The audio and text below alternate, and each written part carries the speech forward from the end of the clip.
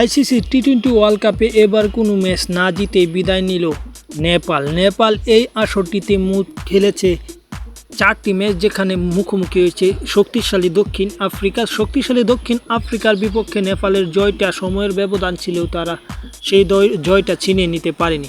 পরবর্তীতে মুখোমুখি হয় নেপাল আরও অনেক দলের সাথে, যেখানে প্রথমেই নেদারল্যান্ডের বিপক্ষে হেরে যায় তারা প্রথম ম্যাচটিতেই, এবং শ্রীলঙ্কার বিপক্ষে ম্যাচটি তাদের পরিত্যক্ত হয়। 1টি পয়েন্ট তারা ভাগে নিজেদের দখলে নিতে পারে, সেটা বৃষ্টির কল্যাণে।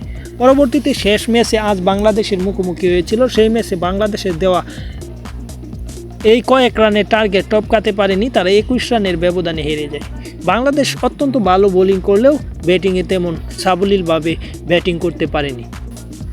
সাকিব এবং মুস্তাফিজের নিয়ন্ত্রিত বোলিংয়ের মাধ্যমে বাংলাদেশ ম্যাচটি জয়লাভ করে। এই ম্যাচে ছোটু সাকিব অত্যন্ত সুন্দর খেলেছে এবং 4টি উইকেট নিয়েছে, 7 রান করছে। অপরদিকে 3 উইকেট নিয়েছে মুস্তাফিজুর রহমান, তিনি অত্যন্ত সুন্দর খেলেছে। তিনি 19 নম্বর ওভারটা কোনো রান না দিয়ে বাংলাদেশকে জয়টা উপহার দিয়েছে। পরবর্তী যে লাস্টের ওভার, সেই ওভারে সাকিব আল হাসান 2টি উইকেট তুলে নিয়ে 2 বলে 2টি উইকেট নিয়ে 4 বল হাতে থাকতেই অল আউট করে দেয় নেপালকে। পরবর্তীতে বাংলাদেশ ম্যাচটি জয়লাভ করে।